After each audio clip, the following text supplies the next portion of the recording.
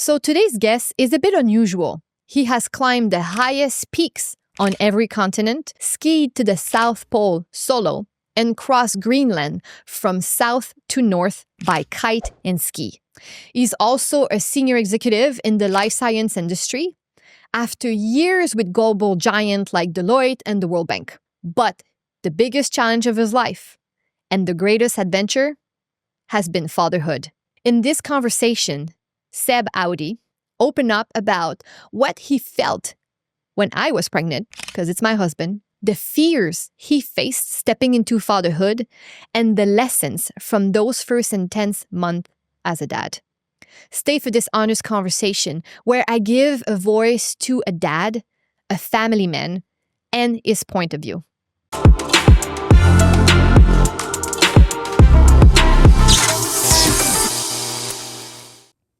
Okay, today is going to be a lot of fun because I'm having an interview with my husband. And the goal for this today is to bring a different perspective, a different pair of eyes on a situation that concerns women, mothers.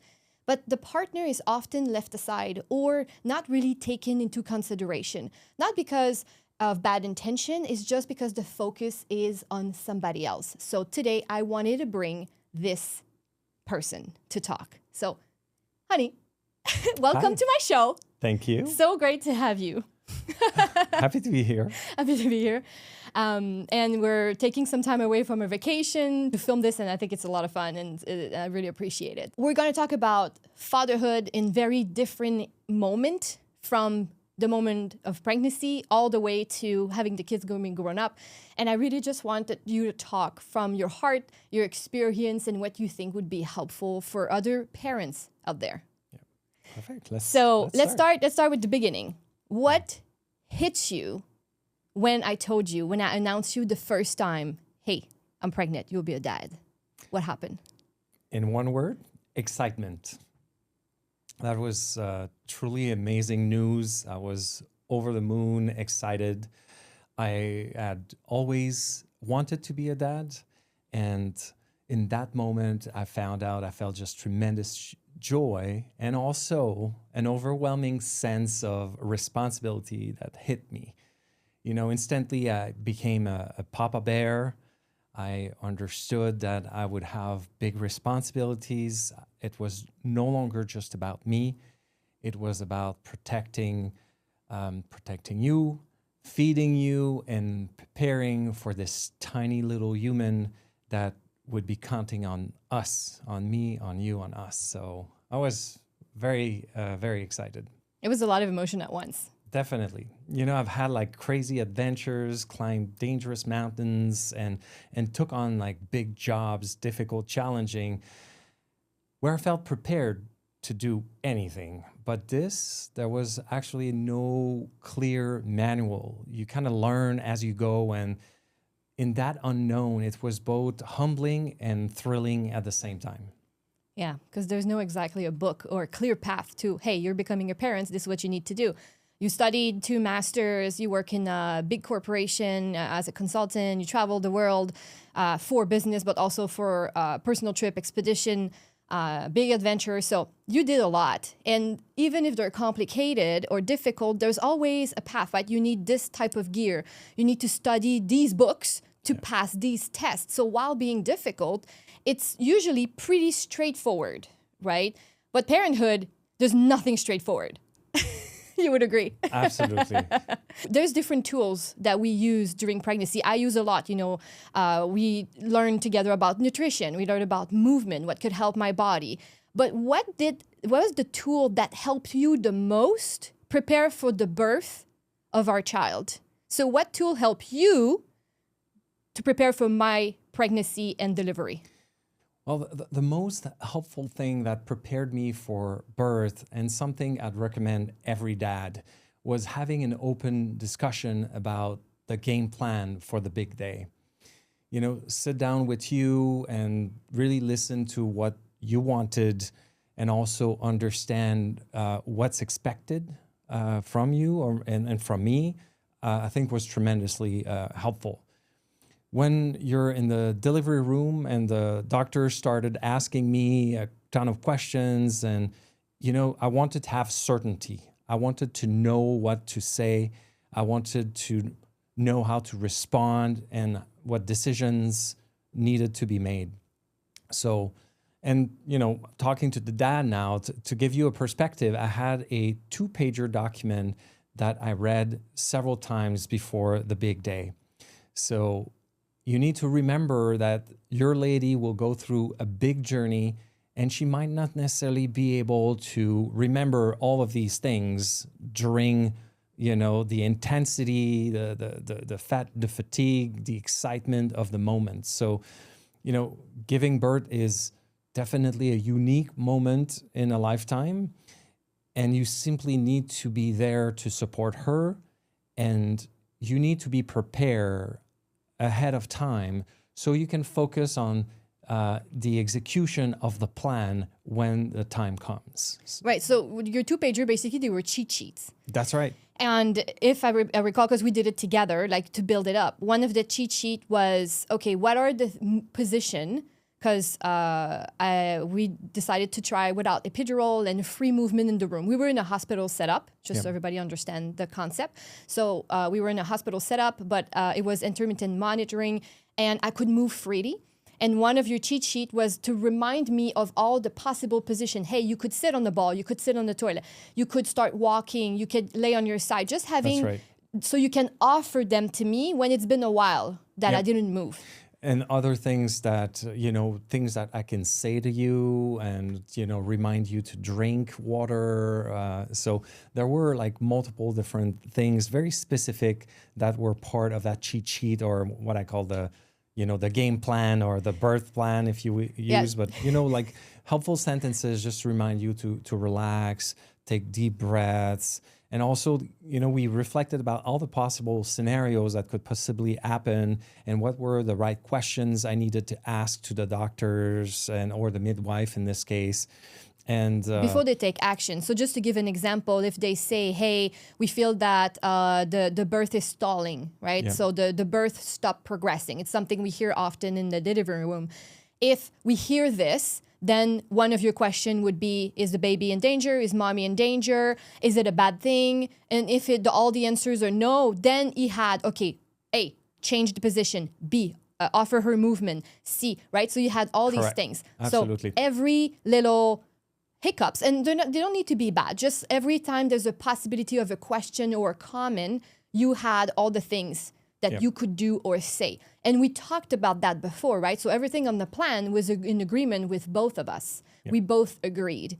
And that made you feel prepared. And the other thing also that was really helpful is to have a doula for our first baby. So she's been through multiple similar experiences. She was bringing her knowledge and experience. So, and she was 100% devoted to you and the baby, and was coaching me and helping me. So I think it made a huge difference. And then, when we had our second, I felt very confident to do that on my own without the doula.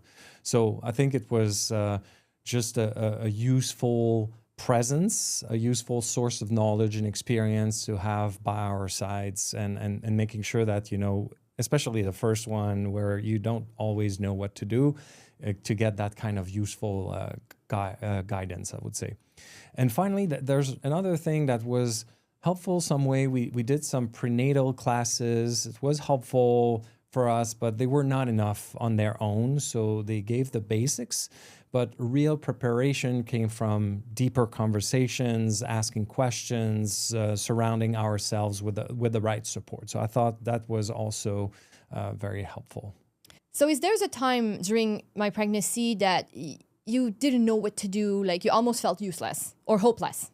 Yeah, definitely during our pregnancy with our daughters, when we found out that you had a medical condition and needed to take some blood thinners.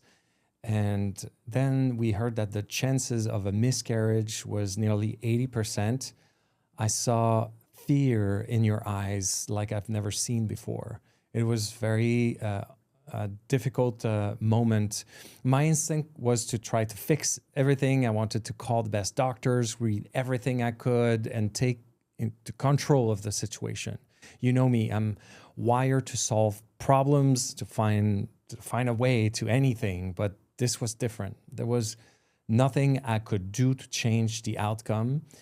And that was hard for me because doing nothing felt like I was failing.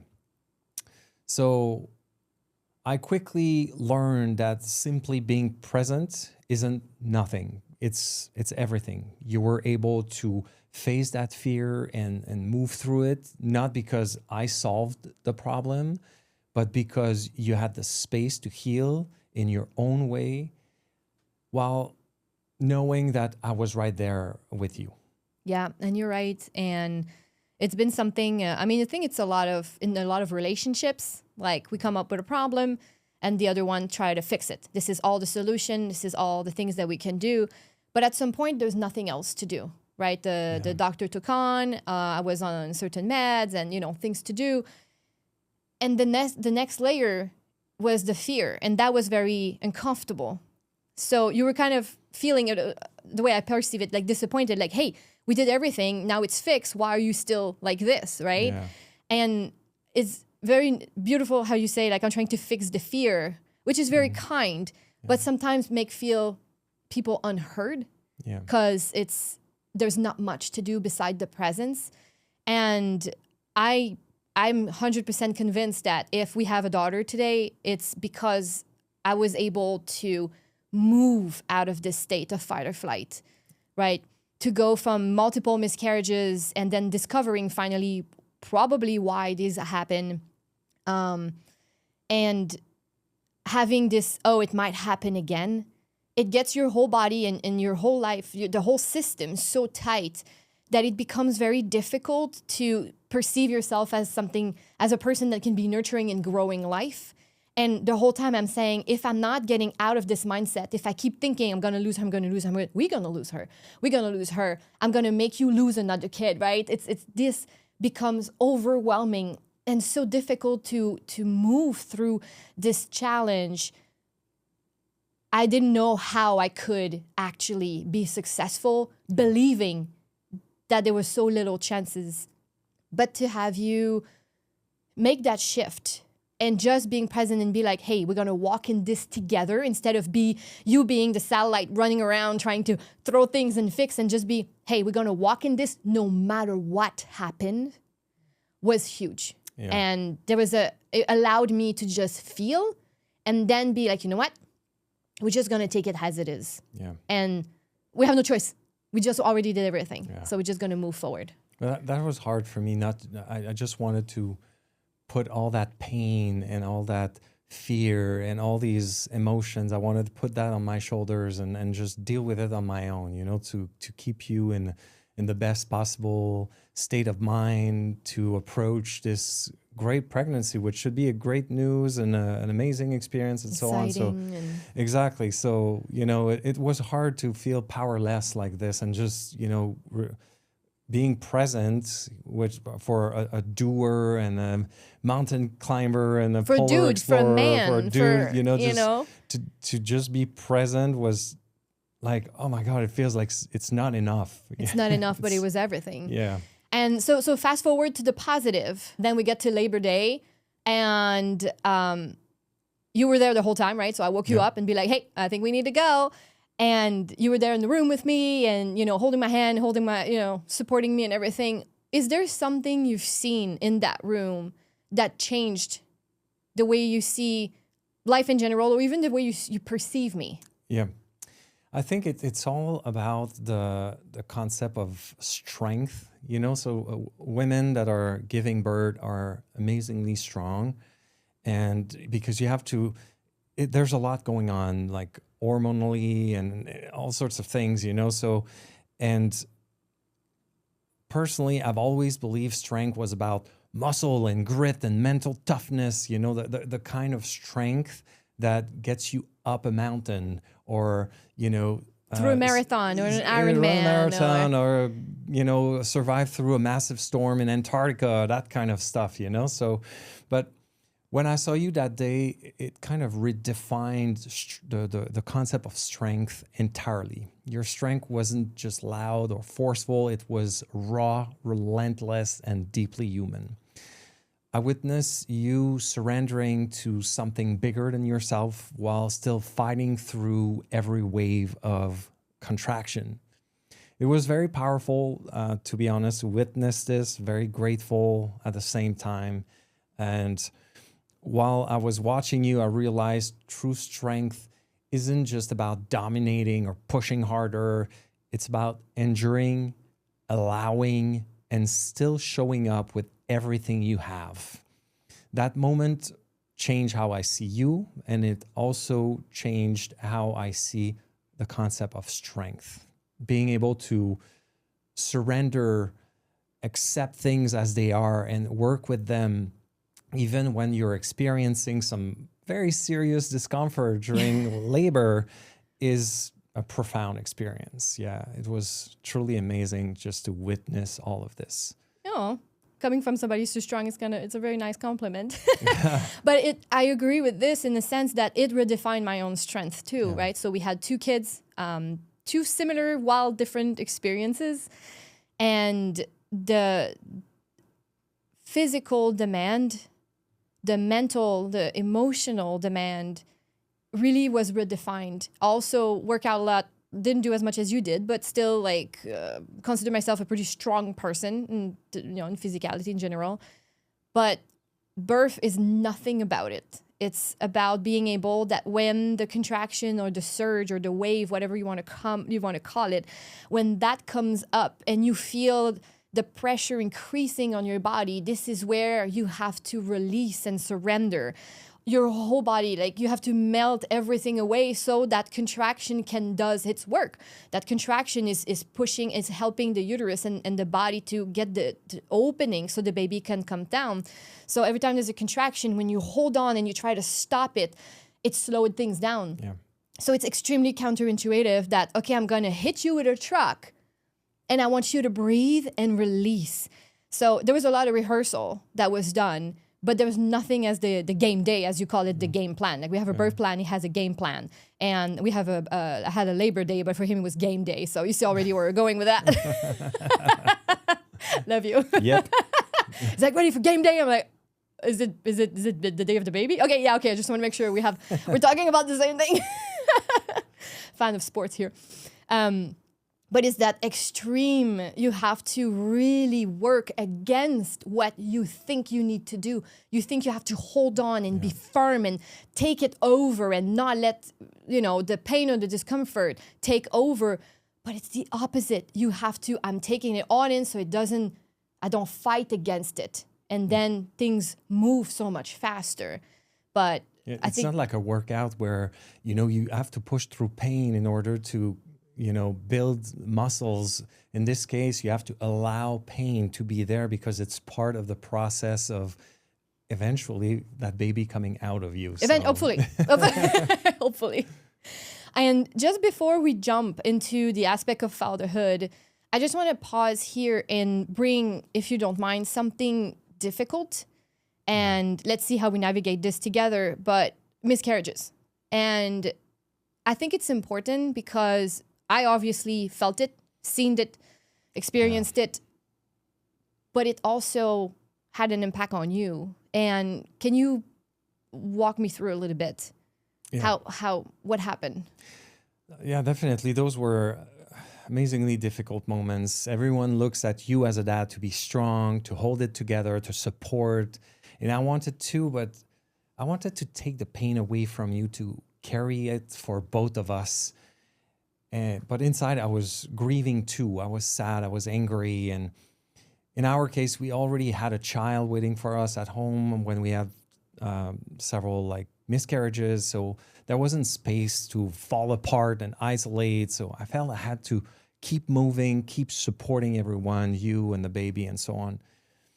I wanted to be strong for you, but there were moments when I just was experiencing very deep sadness, and I didn't know how to balance that, being vulnerable, allowing me space to experience that pain, but at the same time, being there for the people I love the most. So these made me stronger. They made me, I would say, softer in many ways. And they made me appreciate more the chance that we have to have our beautiful son and later on our amazing daughter that appeared miraculously after these multiple miscarriages. So that's essentially, it was really, I would say, dark times for me in my life. And it was a time where I felt powerless. And I was very worried too, because especially the last one, you know, I remember that the night before, I was essentially praying because I feared that you might be dying during the night. So I was like, please survive the night. Tomorrow we have this appointment, and then you're gonna have someone that's gonna take care of you, and everything will be fine. But you know, during that moment, I was very lost, and it was hard for me to. Even remembering that moment, I feel like the tears are coming up. So yeah, that doesn't go away. I know, exactly. But Sorry. we've overcame this, and we're lucky now to have a beautiful family. And I think it's just deepened even more. I didn't know it was even possible, but our sense of gratitude and the love that we have for our kids, and you know, and that translates into the smallest moments, the time that we spend together with those kids. You know, it's just, I feel like my connection is even deeper because you realize how life can be very fragile, and it's not necessarily always happening according to a plan, you know. So Yeah, right. yeah. Totally. And I think there's another thing that I was not expecting to have tears. I was like, we're not going to talk exactly about this thing, but yeah, we did. But I also remember like when we discovered that I was pregnant with Kira, that the first thing we thought was, okay, we had all these misadventure. We had all these issues. Are we telling people, and how much are we telling? Because one of the miscarriage was actually pretty late in the game. So we were like, okay, so are we telling people? Are we not telling people? Yeah. So there's that piece, right? So you have that school of thoughts that said you need to wait until 12 weeks. Because 12 weeks is where most of miscarriages happen. So if you clear the 12 weeks, you're fine. But this was a different reality for us. We had at different times 16 weeks, closer to 20 weeks. So we have all these things. So we were wondering, so what do we do? Are we telling or we're not telling? Because when you tell, then you have to tell, oh, sorry, finally, I'm not anymore. I'm not pregnant anymore. And it comes with, oh, I'm so sorry for you, right? So now you have the disappointment of other people on your shoulders. And the approach that we took, and I personally felt very comfortable. I'm not saying it's the only way, but we decided to share with close friends and the family as well, you know, like parents, brothers, sisters, things like that. And personally, I'm glad we did, because especially the last of those experiences that were very difficult, we had the chance to have a family of friends that were very close to us, and they were so tremendously supportive, and They were helpful. and their love and their kindness and all their attention was so comforting in a very dark moment in our lives. So I'm glad that we share that ahead of time, so we had the opportunity to have this kind of support around us. I think it felt tremendously good, It was a you know? game changer, definitely. And I remember when we decided, okay, we're going to tell like our closest friend and the people, you know, that we are excited to tell, that we choose who. I remember telling my friend, and she was like, oh, you sure you want to tell everybody? And I'm like, first of all, we decided that was the last time we were trying. All right. So I'm like, this is the last one. But imagine if that baby, and I'm not, okay, I'm going to pause here. I'm not saying that what I thought is the right way. I thought at this moment it was our way to decide it.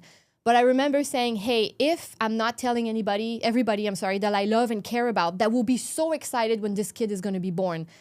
If I don't tell them because I have fear, and this kid comes to the world and she's great and happy, her first few months of life in my womb were about hiding and being petrified and scared. And that helped me move out and be like, okay, what is love? What is fear? We know they can cohabitate. Love and fear cannot be at the same time. They will alternate, but if you do something out of fear, it's not out of love, and vice versa. And I was thinking, but I love this little baby already that I never met yet, but she was big as a blueberry. And I'm like, I love this blueberry more than anything. But I'm so scared to lose her. And I was like, but if I feel all these fears, how can I be fully loving, fully on board? And I understood that to be unconditional, I had to love and surrender no matter what happened. Yeah. It's very powerful what you're saying. And it was hard. I'm not saying Beautiful. it happened like, oh yeah, it turned. And again, I've been in these shoes many times. So, but it was the first time that it really hit me that you're in, you decided to do this. You know it might not work, but you're in the game. Yep. You can start dodging and preparing for in case it doesn't work. Yes, we had doctor. If it doesn't work, this is what we're going to do. We have a team waiting for us. We know that. But at the same time, it was, but if it works. Yeah. Because this is why we're playing the game. It's because we think we could win. It's very powerful. There was no way. And I was like, I'm not going to take her in her first months of existence with fear. I'm going to tell all my friends. I'm going to show my beginning of belly. I'm going to walk crop tops. It doesn't matter. Like, I want the world to know you're coming. So you have even of a bigger entrance when you get there. And big entrance she has. And big entrance she has. And even today. She's amazing today. So thank you for doing all that hard work, actually. It paid off because she's awesome. She's fierce. She's definitely the kid that was born absolutely with no fear in her surrounding. Like, none. Yeah, that's why I like to say she's half princess, half lion. Okay, here I'm going to put you right on the spotlight. What is one mistake that you did with our kid or both of our kids? Like, what is something you did that was not, you're not the most proud of, but that is kind of funny?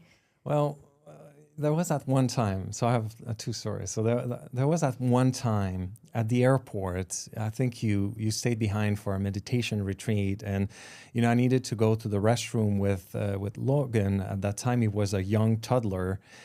And as a lot of young boys, Logan was very wild and adventurous, as you know. So one day we were, entering the restroom, and of course, I wanted to, change the diaper before the flight, and I took a stall, locked the door behind me to provide me that false sense of security that it would help contain my wild child. So after I changed his diaper, it was my turn to do my business, and Logan just took off. And he escaped the stall and like a master thief in the night, and then start running out of the restroom and somewhere in the terminal. So, just quickly tried to transition and unlock the door, and then left all the luggage behind. And I got out of the bathroom, and a mom who was kind of very quick at spotting the mixture of fear and desperation in my face indicated that he went that way. So I started running and running and running. And after a few seconds, I caught up on him, looked over his shoulder with his cute curly hair, and essentially started laughing because his plan worked. His dad actually was chasing him full speed in the busy airport, and it was a lot of fun. So he didn't realize, I think, that my heart was pounding hard, but the fear quickly was replaced by love and laughter. Right. Yeah. So it's not like that's a funny story because I heard Logan's version as well. So I can only imagine you like doing your business and just seeing the kid take off, and you running outside with your pants half in. This is what the lady was. She was just like, you lost a toddler, and you're like, yeah, and he's like, that way. And exactly. You just start running with your pants halfway and everything. And with the cute curly hair going on, it's like bouncing. And it's, so sometimes we underestimate them. We're like, we lock the door, we put the luggage in front, it's going to be fine. Oh, hell no. He went underneath. Oh, hell no, he doesn't care. He doesn't care. Another time where, Oh, no, Logan, true. That was Logan, newborn. My very first time going out the house, we dropped you off at an appointment. It was acupuncture. appointment, and I just went across the street. There was a cafe there, and so it was like the whole thing, getting used to the stroller and the car seat that attached to it, and how to buckle things and unbuckle things and so on, and then take the child, and then trying with a brand new baby to carry the baby, and then as you were trying to order something, and then the server was like, "That's not how you hold a child, let me show you," and then take the baby, and then it's like this, and then you look at the menu like this, and then you look at me and you order, and I'm like, you got scolded. absolutely. I'm like, yes, sorry, I'm a new dad. Give me like another day or two, and then I'll be fine. Logan was probably like 3 days old. So right. Anyway, it was funny, but I felt like very small. Right. It's like, what is these muscles? What are they used for if you can't even hold like a couple of days old baby? Exactly. It's like, but it's just for the looks. It's just for the But we see these things, something on Instagram, like a mom, like a dad who's holding a kid and be like, "Hey, can you hold the baby while I'm eating?" And the mom is just like, "Sure." And then she holds the baby, eat, vacuum, finish curling her hair on a Zoom meeting while the dad finished eating peacefully. So it's a bit of a stereotype, but it's funny because sometimes it's like, there's a little bit of truth to that. There's a little bit of truth. Especially in the first few moments, first few moments, And it's to be humble about it exactly. and laugh about it. It's yeah, all right. it's okay. We all have to learn. And we all have to learn. What is something you thought you'll be great at, but not so much, and it kind of hit you hard? Honestly, I thought I would be great at handling the emotional side, like staying rock solid no matter what. But there were moments, especially in those early weeks, where I didn't know what my place was. I mean, you were the one breastfeeding our child, and it was a choice not to introduce the bottle at that time. So you had to wake up to feed him at night and so on. So you were also the one recovering from this birthing experience, which is obviously an outstanding effort, and your body is kind of readjusting and recovering from that effort. So you were really connected with the baby in a way I couldn't be. And sometimes it felt a little odd. I think, I was thinking, where do I fit in this situation? So of course it was not about me. The baby and the mother were they have the special bond, and I deeply respect that.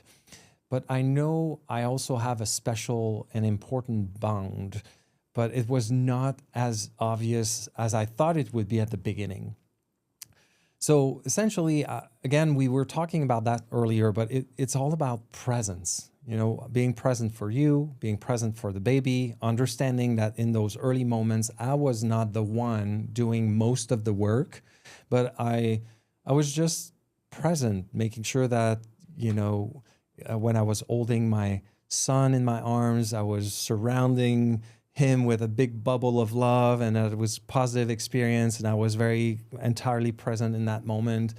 I was also trying to be present for you and doing all sorts of things around the house to make sure that, you felt comfortable and you had everything that you need to recover and also be the young mother that you were back then. So I think it took me like a few days, I would say maybe a week before I made that shift. And then after that, I was fine. I'm at the beginning, and that's something I tell to fathers also, like new fathers, like at the beginning, be a servant leader, serve the mother, serve the child, be there, be loving and caring, be that presence, do all sorts of little things here and there that just add up and make the mother feel supported and loved. And so you're just creating that space, that environment, those conditions that are perfect for the mother and the child to bond, but also to take your place at some point in that mix. To facilitate. Yeah, to facilitate. It's not a competition. That's right. And I like what you just said, the servant leader. I thought you would say Sherpa. As I call you my Sherpa a couple of times. Yes. And I think it was extremely also helpful that in the first, as you said, the first few weeks, the first few days, the first few weeks, the first few months, especially I remember needed to do something, I don't know, probably a shower, and give you the baby, and the baby is not having it. Baby wants mommy, and is just fussy, and is like looking at you like, meh.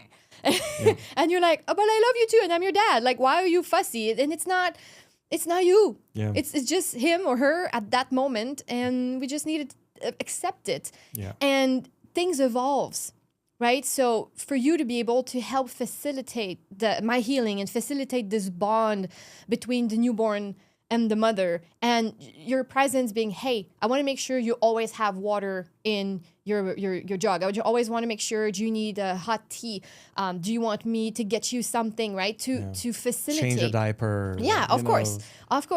Like all of these laundry. things. And it's not forever. Yeah. It's not forever. And I am extremely grateful that you were available to see and understand that things evolve and change. There are seasons, right? We have seasons in life, but with newborns, you have seasons sometimes every day. A day it's like this, and a day it's like that. A day you didn't sleep at all, and a day you did more. So all these things moves, and it's not because you do more laundry or you do most of the house chore that it changed your identity. In fact, you just became even more of that leader that can help in this moment. And now the kids are much bigger. We have a 10-year-old and a 3-year-old. The bond that you have, that you guys have, like it's incredible. Of course. It's incredible. Yeah. And nothing was lost because you didn't feel the exact same way the way I was feeling at the beginning. In the first 6 months. Yeah. Absolutely exactly. not. Absolutely not. And in any case, the kids today, they're extremely secure. They know Papa's good, Papa's there, and he's strong and whatever they need. So you showed up from the day one as a strong, secure space, a safe space. No matter how it looked outside, you were like, I'm going to be there and I'm holding on. Yeah.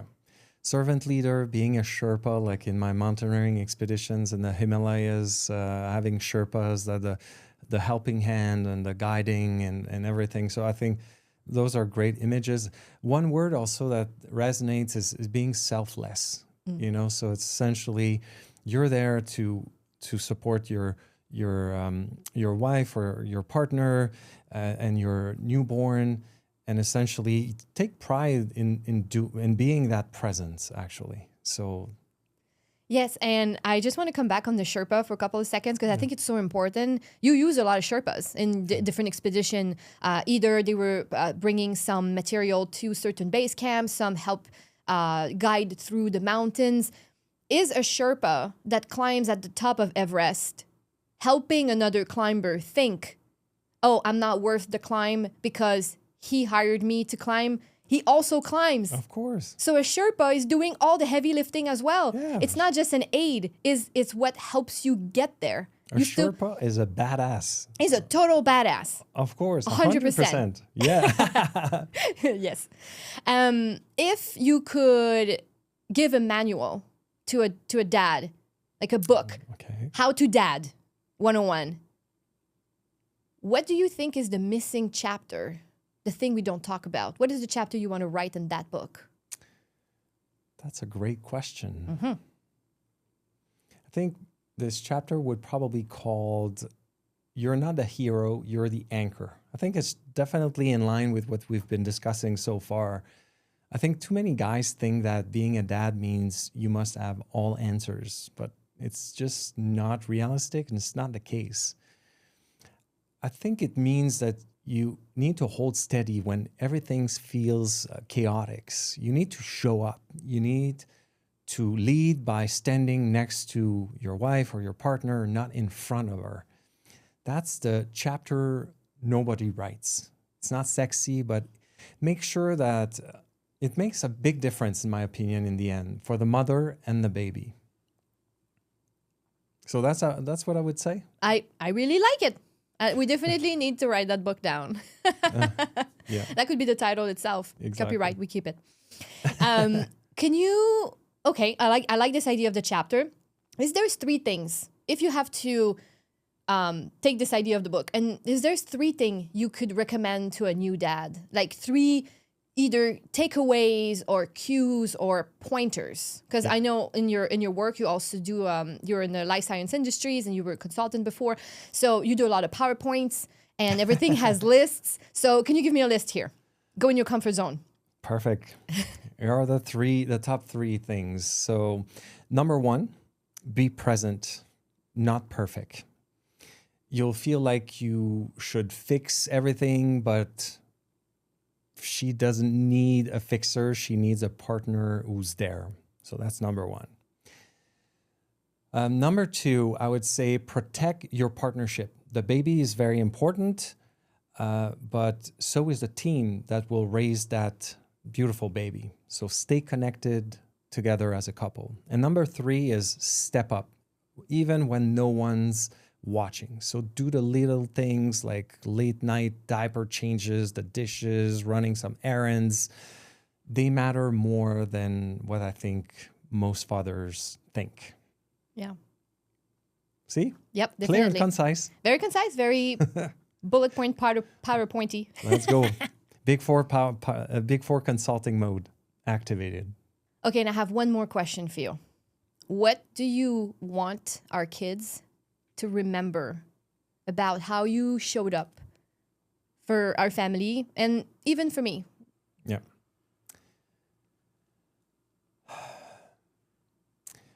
I hope that they remember that I showed up, not just for the big, obvious moments, but also for the small, everyday ones that matter just as much, in my opinion. You know, they've known me as the climber, like climb Everest, and then he did the south to north crossing of Greenland, a solo ski expedition to the South Pole, and all sorts of big expeditions like that. So they see through those experiences what is possible when you dream big. And I hope that that's what they're getting from that. But I also want them to remember that I have prepared their breakfasts for thousands of days. I have prepared their lunch boxes, and I was there to support them with their homework and coach their sports teams. And, you know, when I was working hard, I came back from work early just to make sure that I can give them a good night kiss and give them a big hug and wish them good night, you know. So all these little moments is my way to show up, is my way to show them that I am present and I'm surrounding you with all my love and all the care that I can provide. So I want them to know what the true strength is, not just about being like aggressive or chasing big ambitious goals. It's also having the courage to keep going, the humility to admit mistakes, and the heart to make things right even when it's hard. So most of all, I want them to always feel loved and to know that without a doubt that I will be there for them no matter what. That's all. Yeah, that's all. That's that was not PowerPointy. Yeah, that was heartfelt. That was heartfelt. Yes, exactly. In one of your conference, once I assisted, there was a Q&A at the end. Yeah. I think it was the Cascade one, and there's a lady in the audience. She raised her hands and asked a question, but why are you climbing all these mountains while having a family? So obviously you started your mountaineering career before we met. Yes. And did couple while we were together, and then couple mountains and events again while we had our kids. So it's a big spectrum of many, many years. And why would you keep doing it? And what's the point? And I remember you saying, I'm climbing these mountains and show them that they can reach any top of the world that they set their minds on, because I was able to reach mine. Yeah. So leading by example. Yeah, there's that. And also, you know, when you do accomplish big goals like this, a lot of people find it interesting, and therefore you have a voice, and you can utilize that voice to make a difference.